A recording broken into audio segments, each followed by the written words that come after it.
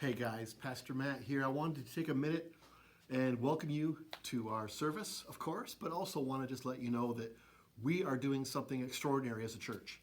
We began last week with this idea of what can we do to help people in Ukraine. We wish we could get on a plane and go there right now and put our hands and our feet into the mission and try to do something to help these people that are hurting so much. But we also know we can accomplish a lot more with that money instead of paying for our flight and for our time and our food and all that to get us there and get us back. What if we put that money instead into just helping people? What if we could have people who were us there for us, like our hands and feet? And through incredible moments of life where God connects people's paths in the past, I've been connected to these great friends of mine in Slovakia who are perfectly positioned right now to be a big help, and they're doing just that. And so we have chosen to send funds to help our friends in Slovakia to reach out and be our hands and feet and minister to those that are in Ukraine and leaving Ukraine right now. They're helping twofold. They're both giving supplies and relief efforts being sent into Ukraine for those who are in Ukraine, and they're also helping those that are escaping and coming into Slovakia across the border by the droves every day. They're helping those families too, often families without a father.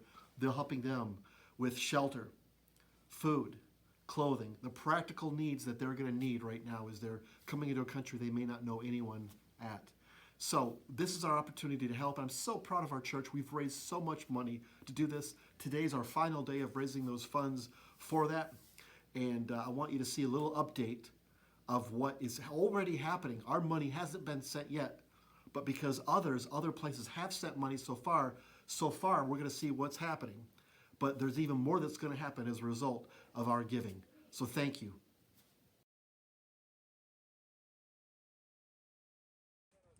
Hello, dear friends. This is Pastor Miro from Košice's Apostolic Church.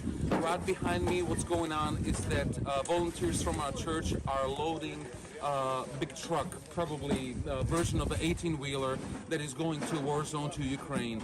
This video is just proof and illustrate that there is an army of volunteers that are able to harvest the humanitarian help that you either send or send money that we are able to buy and send into Ukraine. We are very thankful for every gift of every kind, and Ukrainians are they really need our prayer support, but also humanitarian help. So we are able to store and then to send this humanitarian help to war zone. We stay together in touch. We bless you and we thank you very much. Bye-bye.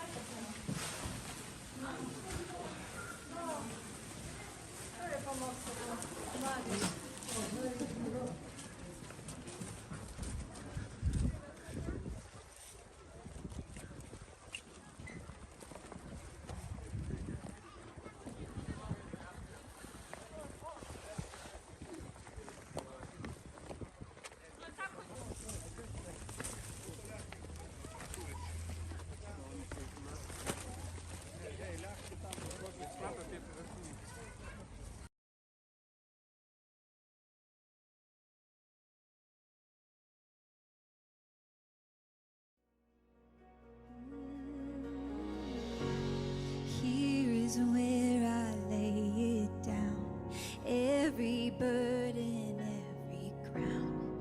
This is my surrender. This is my surrender. Here is where I lay it down, every lie and every doubt. This is my surrender.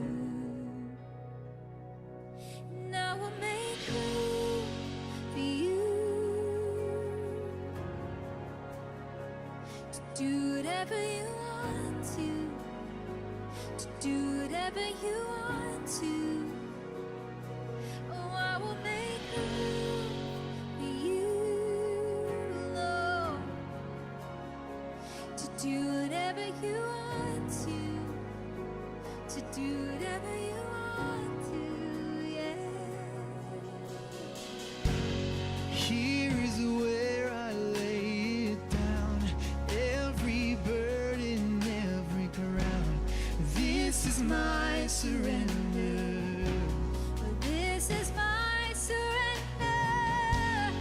Here is where I lay it down. Every lie and every doubt. This is my surrender. Oh, so I will make room for you. Yes, I will. To do whatever you want to do whatever you want to. And I will make room for you to do whatever you want to do whatever you want to. And I will make room for you, Lord. Do whatever you want to do whatever you want to, yeah. And I will make room for you, yes I will.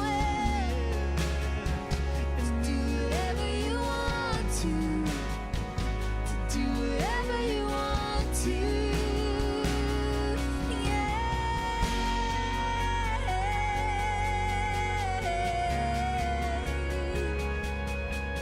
Come and do whatever you want to, Lord. We surrender open-handed to you.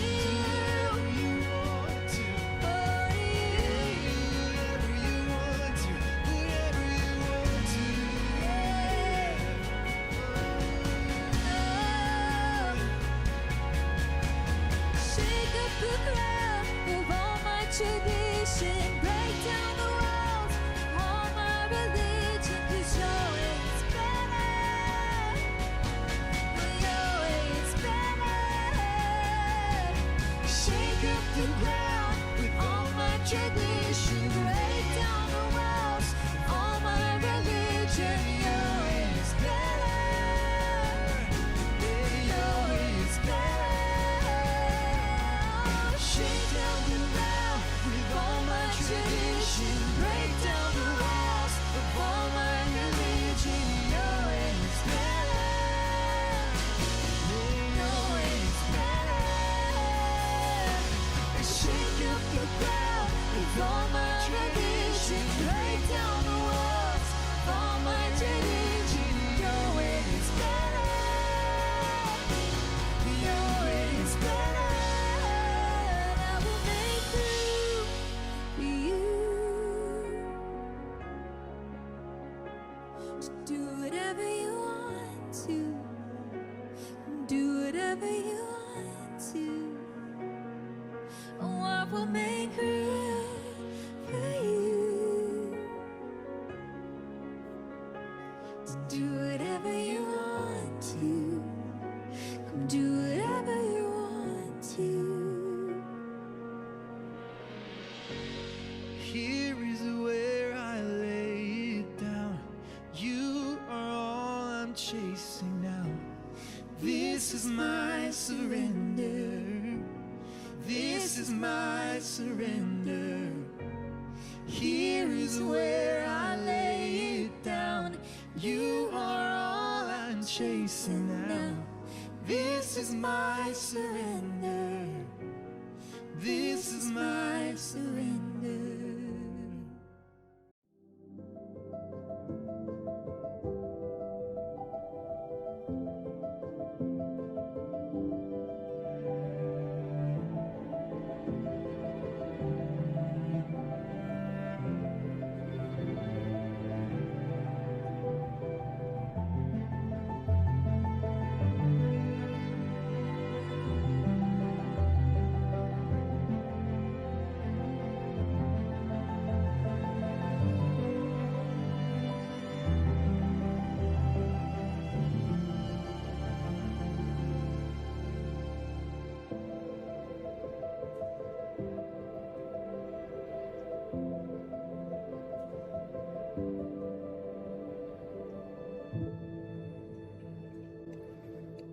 So here is what might be an uncomfortable question for some of us, and an interesting and maybe even helpful and surprisingly honest question for others of us. When it comes to knowing if there is a God, and if there is a God, what God is like. And when it comes to trying to figure out who God likes, does it really come down to the Bible tells us so? Or any other religious literature tells us so? I mean, we're modern people, rational people. Are we really expected to believe what we believe, or believe anything, based on a collection of ancient manuscripts written by potentially dozens of men only, who didn't even know each other over the course of hundreds and hundreds of years, in a world without science in the way that we think of modern science, and in a world where everybody believed in the gods or some kind of God? I mean, let's just be honest, all right? Weren't they just making stuff up? I mean, weren't they just guessing? Weren't they just looking at the, weather patterns and trying to, make sense of something that just didn't make any sense in that time? And along with that, and maybe this is kind of intersects with your life, should we really be surprised that modern people, it seems more and more, are kind of dismissing faith in general or deconstructing their faith, the terminology that we use now? We begin to ask really hard questions, or what seem to be hard questions about faith, and realize we don't really have answers. And it's not that we're sure that we're right, that religion is wrong, but because we're not sure that religion is right, we just kind of step back, and it's like, I'm not sure about that anymore. I mean, should we be surprised more and more people are doing that? Or to make it personal, should we be surprised that perhaps that's where you are? Or are you surprised that that's where you are? That maybe you're in the process of walking away, or you just have so many questions, you're starting to lean away, or maybe you're listening or watching today, and honestly, nobody in your family knows this yet, but you have your hand on the doorknob. I mean, you're about to step away and outside of faith, and you're not sure how your family's going to respond, your friends are going to respond, maybe even your employer is going to respond, but you're just kind of leaning that way.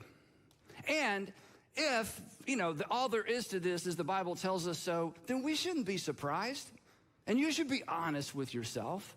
I mean, if in fact the Christian faith balances precariously on the edge of ancient declarations of superstitious men, well then, why not? Why not?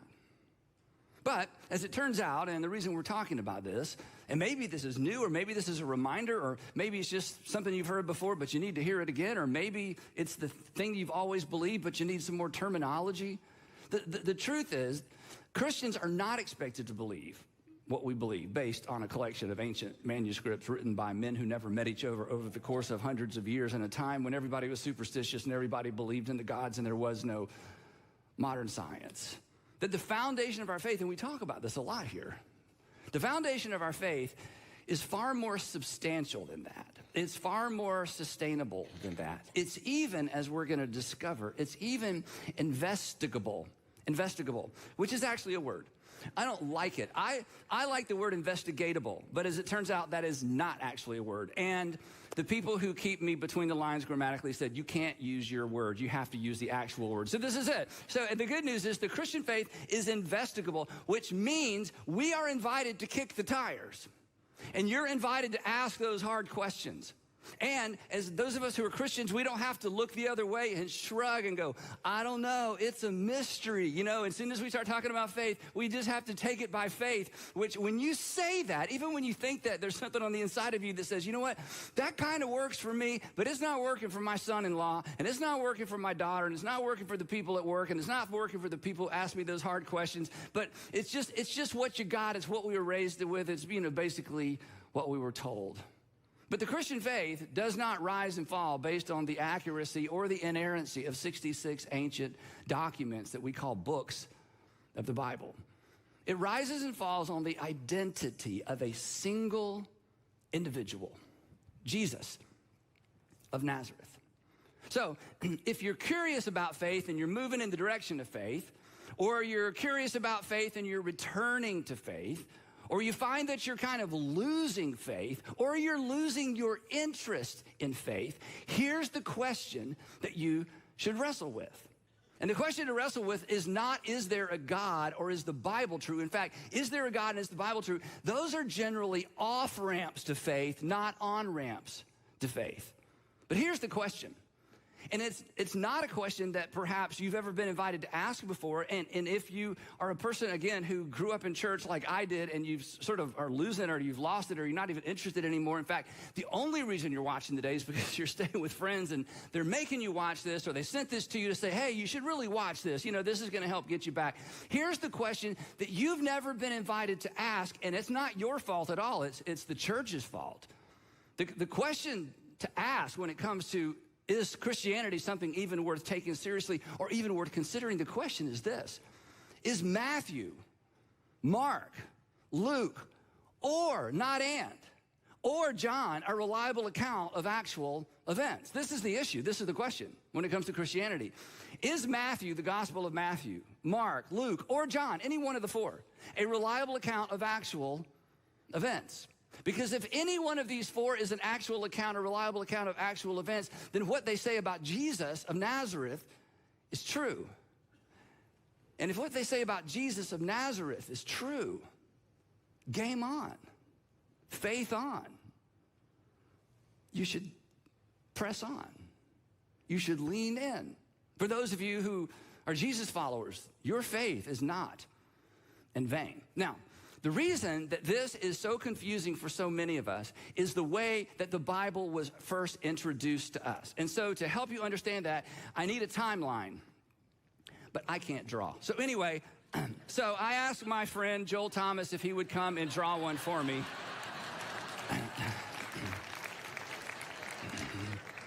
For those of you who don't know Joel, he's the lead pastor at Buckhead Church. He's really good at this, and I try not to hate him for it. But anyway, and just to make sure that I didn't take credit for his work, look, he actually initialed the chalkboard. So everybody, actually, I asked him to do this. Okay, so this is super important, okay? Here is, and if you don't hear anything else today, okay, remember, if you need something on a chalkboard, Joel Thomas, no. If you don't hear anything else today, this is the story of the Christian faith in a nutshell, okay? There was an event, we talk about this, the resurrection of Jesus, and immediately following the resurrection of Jesus, there was a new movement. It was called a Nazarene sect. It was called the Way. It was the ecclesia, or the gathering of Jesus, that eventually was called the church. And immediately upon these events happening, people who were involved in the story actually documented the events for us. This is where we get the Gospels of Matthew, Mark, Luke, John, and the book of Acts. And all of this happened in the first century. In fact, all of this, it could be argued, I would argue persuasively, that all of this happened before 70 AD, before the temple in Jerusalem was destroyed. So within 35 years, or 40 if you stretch it, from the time of Jesus, something happened. It started a movement, and the movement was documented, as in written down, documented by the people who were part of the movement. And then 300 plus years later, the first Bible was assembled. Now, the reason, and we'll talk more about this in just a minute, the reason this is important is this: the story of Jesus is not a Bible story. The story of Jesus, or the narrative, or the life of Jesus, is why there is a Bible. Jesus is the reason for the Bible. So when we were growing up, somebody gave us the Bible, and there's all kinds of story about David and Goliath. Oh, that's so cool. And then a story about a Red Sea. That's so cool. And then you get to the parts about Jesus, and I'm not sure I understand that, but the miracles, that's so cool. And before we know it, the story of Jesus is a Bible story. It's a story in the Bible. You need to understand, if there had been no resurrection, there would have been no church. And if there was no church, there was nobody to document the story of the resurrection, because the resurrection never happened. Apart from the resurrection of Jesus, there is no Bible. And as we're going to see, the Bible only became a collection of these extraordinary ancient documents because of what happened in the church in the 300 years following the first century. So, if even one of the Gospels, or the accounts of Jesus' life, is true, then you need to lean in. Okay, enough of that. It's making me jealous. All right, here we go. Let me take that. So here's the point. Here's what we're going to do. For the next few weeks, we're going to explore one of those accounts of the life of Jesus. We're going to explore the Gospel of Luke. It was named for its author, Luke. Luke was not one of Jesus' disciples, but as we're going to discover, he knew Jesus' disciples and had conversations with Jesus' disciples, and James, the brother of Jesus. And the reason I introduced the whole series and the message the way I did is because when we open the Gospel of Luke, this is kind of how Luke introduces his audience to the life in this account of Jesus. Now, we don't know how many times Luke wrote and rewrote the introduction to his account of the life of Jesus, but some of you are writers, and I'm a writer, and when you're writing something important, that first line is so important, isn't it? And sometimes the first word, you want people to read that first line and be hooked, or that first line and just be hooked. And I think in Luke's case, like many of us who write, he wrote and rewrote and wrote and rewrote the first line of his account of the life of Jesus over and over and over. In fact, it's so good that the very first word has historical relevance, and it's so easily passed over because it's in a common word and it's at the very beginning of a sentence, and you tend to just go right by it. So as we begin the exploration of this incredible first century document, the Gospel of Luke, as written by somebody who interviewed eyewitnesses, as we're going to discover, here is how Luke, he's a doctor apparently, here's how Dr. Luke, who is meticulous in terms of detail, here's how he began. So here is the first chapter, the first verse, and the first word of the Gospel of Luke. He writes, many. Now, how many is many? 4? Is 4 many? 4 doesn't seem like many. 40? Well, it depends on what we're talking about, right? Listen to how he begins his gospel. This isn't once upon a time. This isn't a fairy tale. This isn't something he made up. This is certainly not how you begin a lie. He says, many have undertaken to draw up an account of the things that have been fulfilled among us. He says, now, what I'm about to tell you, I'm not the first person to try to get this out right. Many people have endeavored to draw up an account of the things that have literally happened or been fulfilled right here among us. Quick question, don't answer this out loud. Do you know how many will undertake to draw up an account of your life? Not many. That's how many, okay? The only people that are going to even know you existed or know I existed after our grandkids are not many, unless you do something extraordinarily great or extraordinarily horrible, okay? But not many people are going to write up an account of our life. And Luke tells us, he's like, hey, I'm starting this thing out, but you need to know, I'm not the only one doing this. Many people have endeavored to get this down in such a way that people can understand and experience through what's written what has happened right here. Now listen, check it out. There are not many people even undertook to draw up the accounts of the lives of famous people from ancient times, or especially the first century. I mean, Tiberius Caesar, who was, Caesar during the life of Jesus. There's not a storyline. You have to piece it together. Pilate, there's virtually nothing. Even Herod the Great, who, Josephus gives us a storyline and, almost a moment-by-moment account of the life of Herod the Great. But other than Josephus, that's it. And Herod the Great did extraordinary things. But there's just one. But here's a question. Do you know how many detailed narrative accounts we have of the lives of ancient peasants, crucified criminals, even famous first century rabbis? None. We have quotes. We have legendary stories. But I'm just telling you, this is why you got to sit up and pay attention. There is nothing even close to what we find in Luke's presentation of the life of Jesus. But that should cause us to ask a question. Why in the world would Luke bother? I mean, he's a busy guy, lots going on, okay? I mean, food is scarce. This is the first century. Why in the world would he bother to bring us a detailed account of a Galilean day laborer turned rabbi that was executed by Rome, who was, again, rejected by his own people and rejected by the empire? Why even tell us the story? Why is that even a story worth telling? And why would others try to tell us that story as well? Going back to the first word of his gospel, why so many? Why would one even tell us this story? Why would there be 4? Why would there be many? And the answer is simple. Because something extraordinary happened. Something that had implications for future generations. But it wasn't just extraordinary. Something good had happened. Something good had happened on behalf of not just the people in Judea and Galilee. Something had happened that was good on behalf of people for the whole world. And somebody had to tell it. He writes, many have undertaken to draw up an account of the things that have been fulfilled among us, not among them. This happened. This is why you got to pay attention. This happened in his lifetime. Ancient history was often written by people who lived long after the events, and they would cobble together the different writings and quotes and try to put together, an account of what happened.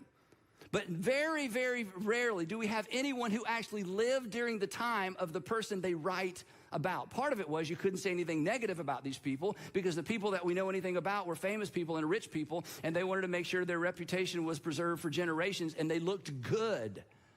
But not the case with Jesus of Nazareth. Luke, as we're going to discover, and if you read the book of Acts, he actually knew the men and women who played key roles in the story of Jesus. He goes on. Many have undertaken to draw up an account of the things that have been fulfilled among us, just as they were handed down to us by those, ready for this, who from the first, in other words, when this thing first began, were eyewitnesses and servants of the word. In other words, Luke says, what I'm about to tell you, I got from the eyewitnesses. I talked to the people who were there, and sure enough, read the book of Acts. He knew Peter, he knew John, he knew James, the brother of Jesus. He said, I have interviewed everybody I can because I wanted to make sure there's at least one account that covers all the bases. Then he says this, with this in mind, since I myself have carefully investigated, parakalutheo, one Greek word, carefully investigated. In other words, it means having carefully followed along or having closely paid attention to the events. I myself have done all the research I can, talked to everybody I can. I too have investigated everything from the beginning. This is why Luke brings us the story of the birth of Jesus from the beginning. This is why Luke brings us the story of the birth of John the Baptist from the beginning and the birth of Jesus and the announcement of John the Baptist about Jesus. He said, I've gone as far back as I can, and I want to give you the whole story. This is not once upon a time. This is not a Bible story. This is Luke telling us what happened in his lifetime, and it had to be told because it was extraordinary, and it was good, and it was for the world. And it was for every generation. It is amazing. We don't even think about it. 2,000 years later, we're still talking about Jesus. Are you kidding? Why? Because something extraordinary happened. He says, with this in mind, I myself have carefully investigated everything from the beginning.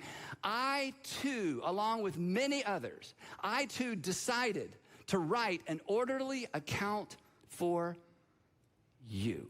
Again, here's my point. This is a point for the day, but it's such a big deal, especially if you're struggling with faith or moving in the direction of faith or you're about to turn your back, okay? Luke is not writing the Bible. Luke didn't have any idea there would ever be the Bible. Luke didn't know if his document would survive the first century. Luke had no idea if anyone would read it other than the person he's writing it for. He's not writing the Bible. The Gospel of Luke isn't part of the Bible. The Gospel of Luke is something that, as we're going to discover in a few minutes, was included in the collection of documents that was eventually titled the Bible because of what this story contained, when it was written, who wrote it, and what it said about Jesus. Luke was documenting the life and teaching of Jesus, which means, this is so important, we shouldn't take Luke seriously because it's in the Bible. We shouldn't take the Gospel of Luke seriously because it's in the Bible. Luke's account of the life of Jesus was written 300 years before the Bible was assembled, as we said a minute ago. So Luke's account, this is important, his account of the life of Jesus didn't become reliable when it was placed in the collection of documents we call the Bible. Luke's account of the life of Jesus was included in the Bible because Luke's account was considered reliable, this is so important, when it was written. Let me illustrate it this way. When you travel and you stay in a hotel, you decide to go out to eat, you've got some jewelry, you got your iPad, you got your watch, you got some stuff that's important, and you find there's a safe in the closet in the hotel room. This is not a trick question. Don't answer out loud because it's going to sound like a trick question. Do you put things in that safe to make them valuable?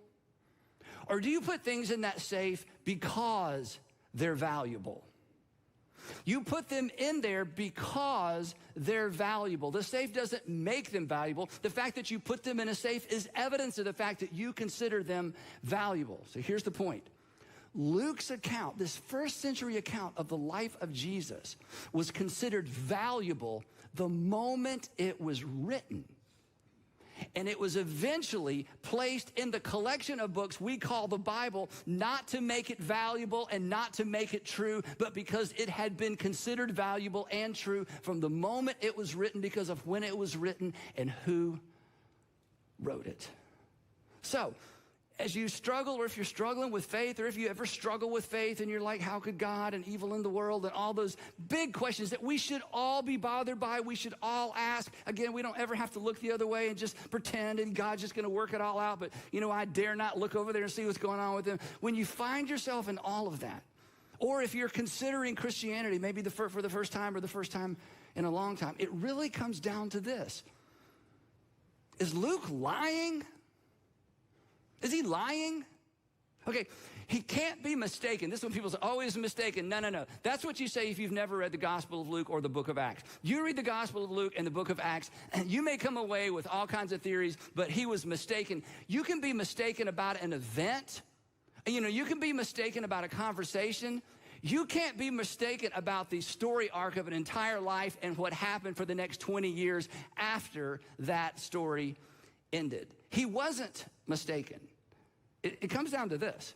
He either carefully investigated everything from the beginning, or he didn't. And if he did, and there's no reason to think that he didn't, if he did, then my friends, you should lean in. I should lean in. We should lean in because something extraordinary happened, and if it happened, it's good. And it's good for you, and it's good for your family, and it's good for the world. And when you read the Gospel of Luke, and if you read the book of Acts, you know what's clear? Luke believes what he's written. Luke is absolutely confident that what he documents actually took place, because it's based on his conversations with the people who were there.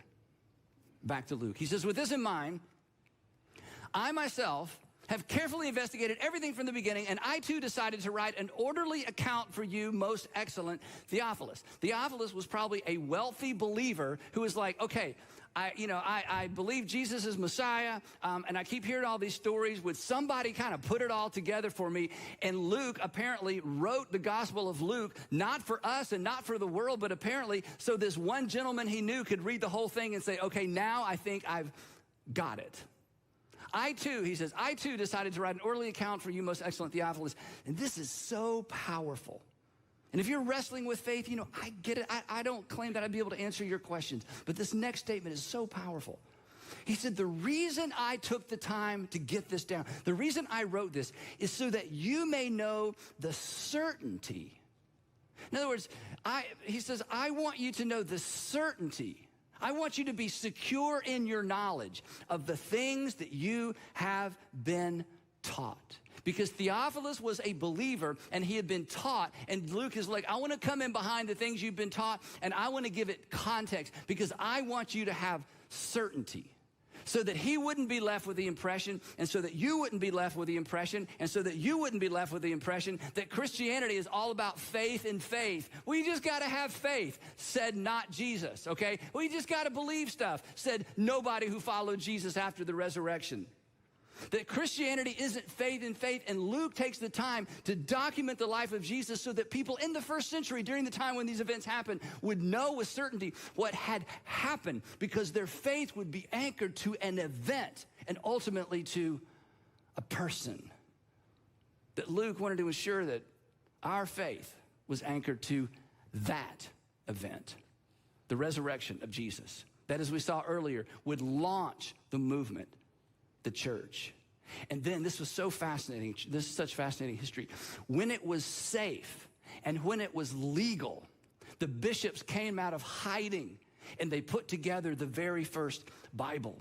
But it was the event that launched the movement that eventually brought us the Bible. It's why the story of Jesus isn't a Bible story. It's not just a story in the Bible. The story of Jesus is the story And it's why the Gospels are the anchor, and the Gospels should be the focus of whether or not we take the story and the life and the teachings of Jesus seriously. And I can't even imagine, I don't even know how to say this, with the emotion that it deserves. Luke had no idea. Luke had no idea that of all the many accounts written of the life of Jesus, that his would be one of 4 that survived. It would be meticulously copied. It would be secretly distributed. It would be memorized. And then it would be demonized by the Roman Empire. It would be collected along with other literature from that era and burned. In the 4th century, the late 3rd century, early 4th century, Emperor Diocletian, the Roman emperor, he finally figured out this Christianity thing. He said, you know what? The reason we can't get rid of these Christians is because they wrote stuff down. Because in the pagan world, there was no pagan literature. You just sacrificed to the gods and hoped it worked out. But he's the one that finally figured out, no, if we're going to get rid of the Christians, we've got to get rid of all this literature they keep passing around and reading. So he's the first emperor to launch an empire-wide crusade, not only to destroy the Christians and the churches, but to get rid of their literature. And they begin to bundle up and to gather up anything they could find that would look like something that Christians were using as a form of worship, including copies of the Gospel of Luke. But fortunately for us, it survived. Because by then, Luke's gospel had been copied so many times and distributed so many times that as many copies as they burned, along with other Christian literature. When Constantine finally became emperor, his mother encouraged him to pursue Christianity. There's lots of stories about whether or not Constantine was really a Christian, when he was baptized, all those things. But he lifted the ban on worshiping gods other than the Roman gods, and he lifted the ban on Christianity. And when that happened, something amazing happened. All these bishops and church leaders that had been in hiding, that had been doing other jobs, that had been worshiping in secret, they came out of hiding, and guess what they had with them?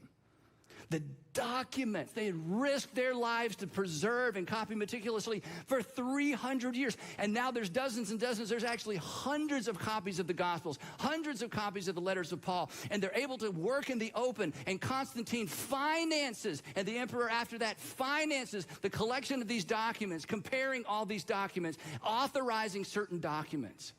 And finally, because the Roman Empire capitulated to the pressure and the love of Christ, the first Bible was finally not written. The first Bible was assembled. Luke has no idea. He's just like, okay, now what did he say? God, okay, John, James, you're in next. James, you have 15 minutes. He's just, that's not how it worked, but he's documenting the life of Jesus. Little does he know, men and women will risk and lose their lives to protect this sacred text. So, as we wrap up this first episode of Investigating Jesus, I want to end with a little bit of a challenge, okay? And I want to be so clear about this, especially those of you who are kind of leaning away, or those of you who've begun to lean in for the very first time. And I don't know any other way to say it than this. If you choose not to follow Jesus because it's inconvenient, I get it. It is. It will be inconvenient to follow Jesus. Following Jesus is going to require something of you, and following Jesus is going to require something from you. Following Jesus is going to require that you be more selfless and less selfish. Following Jesus is going to require you to forgive people who do not deserve to be forgiven. It's going to require you to forgive people, and you're going to feel like you're giving them a gift, and they're the very ones that hurt you. I get that.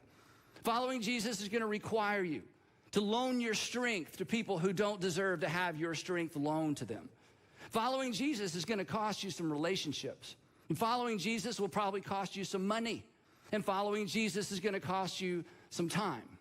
So it will not always be convenient. But it will make your life better. It will make you better at life. It'll make you a better father, husband, wife, mother, employer, employee, student. It'll make whatever you're doing, whatever you decide to do with your life, you will be a better person if you follow Jesus. But it's not always going to be convenient. So if you choose, I'm not going to follow Jesus because following Jesus requires too much of me, I get that. That is somewhat of a valid reason not to follow Jesus.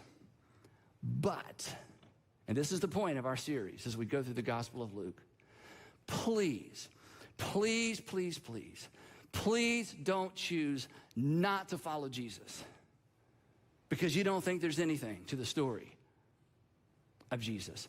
Not without investigating it first on your own as an adult. And because I live in this world and because I'm a little bit of a geek when it comes to church history, I know what we've all been told and I know what we've all heard. But I'm telling you, when you get down into the details, and if you're genuinely curious, and when you begin to peel back the layers of some of the silly things people say about Christianity and silly things they say about the Gospels that just give them an excuse to walk off, you're going to discover that what Luke investigated and what Luke wrote and what Matthew wrote and what Mark, who got from Peter, wrote and what James, the brother of Jesus, wrote and what happens in the book of Acts, oh my goodness, it's amazing. And the thing that launched all of that writing and documenting and history activity was a single event that happened on your behalf and with you in mind. The only good reason not to follow Jesus is if you've determined, not that the Bible isn't trustworthy, but if you determine that Luke isn't trustworthy and that he lied, that many people did not endeavor to bring to future generations an orderly account of the things that had happened, that had unfolded right there in their presence in that particular place in Judea. That he did not talk to the eyewitnesses, that he did not know Peter, that he did not know James, the brother of Jesus. If you can convince yourself that he lied about all of that and no one called him on it, then perhaps. But if you investigate, if you kick the tires, if you ask the hard questions, you may discover what hundreds of thousands, probably millions of people through the last 2,000 years have discovered, that there's not only something to it, but there's life in it. That God actually so loved the world that he sent his one and only son on behalf of this rebel race. And he not only paid for your sin, but he's invited you to follow him, and your life will, in fact, be better. Something extraordinary happened. Something extraordinary happened in the first century that's all about and has extraordinary implications for the 21st century and for you. And the story, it had to be told. And Luke was just one of many who told it. So, I hope you'll sign up. I hope you'll let us send you the text in the next few weeks. You can read along with us. I hope if you're a person who's on the edge of losing faith that you'll give it another shot, that you'll investigate along with us. If you're a person who's a person of faith and you've been a person of faith for a long, long time, this series is just going to reinforce perhaps what you've always believed, but maybe give you different words to talk about it. But at the end of the day, here's our hope. My hope, our hope is Luke's hope. That at the end of the story, that you too would be one of those men, one of those women, one of those seniors, one of those high school students, one of those singles, young marrieds, newlyweds, who decided, you know what? It's going to be inconvenient, but I'm deciding for the rest of my life to follow Jesus. And we will pick up the story of Jesus as told by Luke next time in part 2 of Investigating Jesus, How We Know and Why We Follow. I'd love to pray for us. Heavenly Father, thank you. Thank you for preserving this extraordinary text during times that we cannot even imagine. Thank you, Father, for bringing it to us in a way that we can understand, that we can carry on our phones, our iPads, that we can, it's amazing. It's so accessible. Maybe it's too accessible to us. I don't know. But would you please, wherever we are on the continuum of extraordinary faith to no faith to used to have faith, wherever we are on the continuum, would you give us eyes to see? Would you give us ears to hear? Would you do something to light up our hearts around the reality of a God who loves us and a Savior who came for us and gave his life for us and then gave us life in return? And we pray all of that in the matchless name of Jesus. Amen.